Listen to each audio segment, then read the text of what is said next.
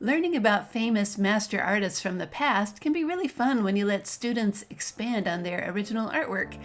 In this case, when the background of a famous painting by Gustav Klimt is erased, students can add their own back in by drawing a new body with lots and lots of lines.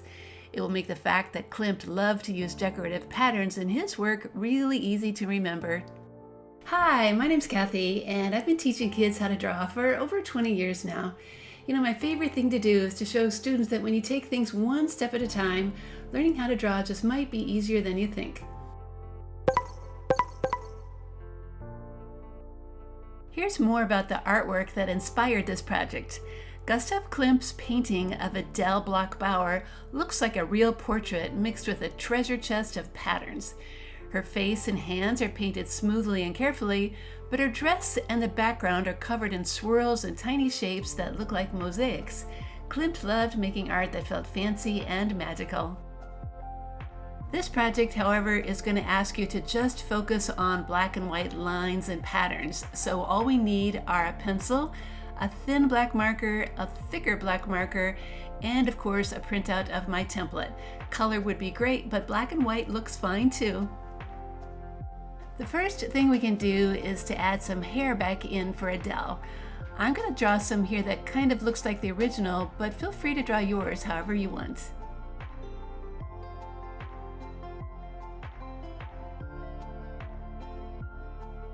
Then something needs to be added back in for her neck. This is going to turn into a kind of choker necklace.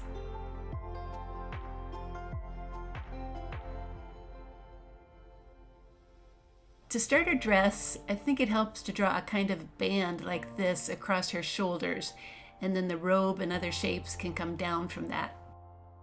Now, if we start on that band and draw two flowing lines that are coming down, that can turn into kind of like a robe shape. Yours can flow however you want.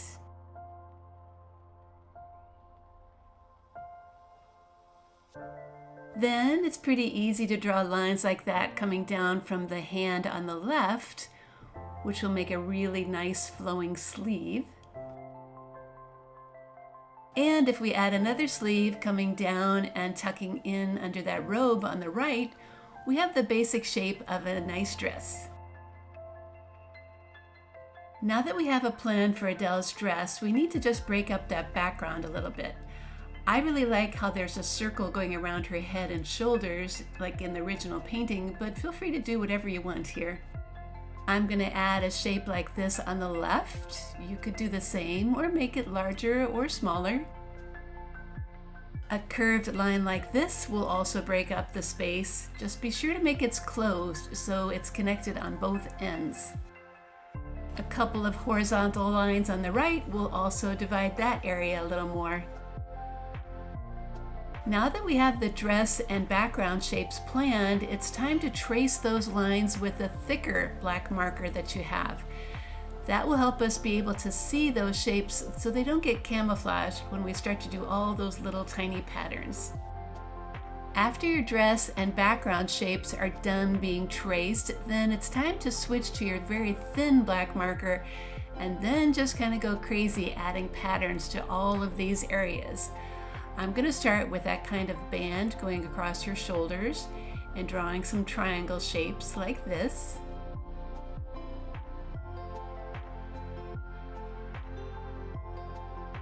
That robe shape that's coming down from her shoulders is going to get filled in next.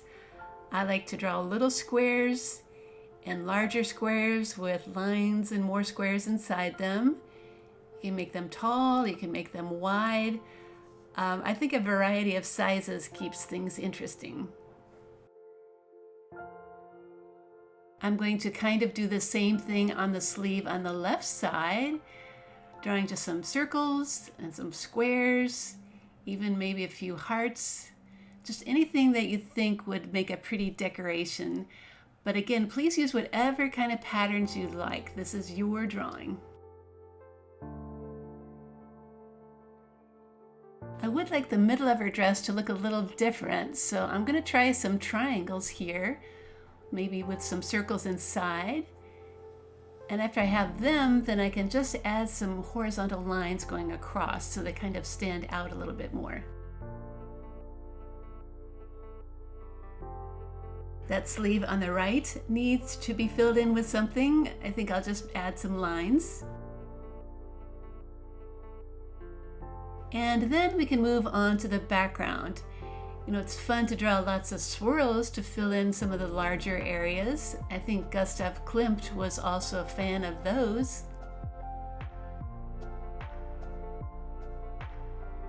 You could always start by just drawing lines in these background shapes. I'm going to add a few vertical ones here, and then switch over maybe to some swirls again.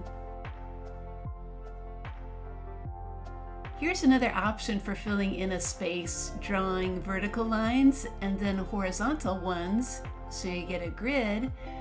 And then when we're done, we can come back and fill those in to make a checkerboard. It really makes a dramatic look.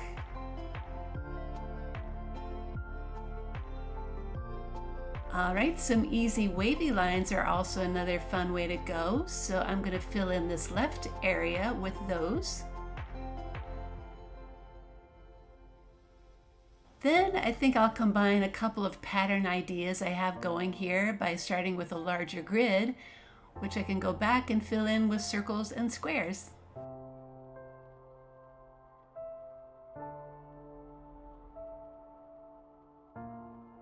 I'm going to switch back to swirls again for this top left corner, as they're pretty easy to draw, and I think they make the drawing look fancy too. If you'd like to challenge yourself, see if you can make them go in different directions. Okay, there's not too many more areas to fill. The circle around her head and shoulders will look kind of nice if it has a similar pattern. So I'm doing circles that have circles inside and smaller circles to fill in the space between. And last but not least, how about some simple vertical lines to fill in that area that's left over on the top. Now that our line drawing is done, we can add a little punch to our drawing by filling in some things black. A good place to start is to fill in Adele's hair, and I'm using that thick marker. Another option is to turn that grid into a checkerboard. It takes time to fill in all those squares, but I think it looks so cool when it's done. All right, it seems like the left side of my drawing could use a little extra black too, so I think I'll fill in every other one of those wavy stripes. Finally, if you randomly fill in some of your smaller shapes, it could also add some interest to your artwork. All right, let's take a moment to review. Today we learned about a famous artist named Gustav Klimt who loved to paint in a very decorative way. Our project was made with just black and white lines, but by drawing lots and lots of them, we can see the impact that they can have in our work. Hey, if you enjoyed this art lesson, then hop over to my website, Art Projects for Kids, where you'll find even more projects like how to make Mona Lisa line art and how to draw a Klimt tree. I hope you check them out too, and most of all, I hope you keep on drawing.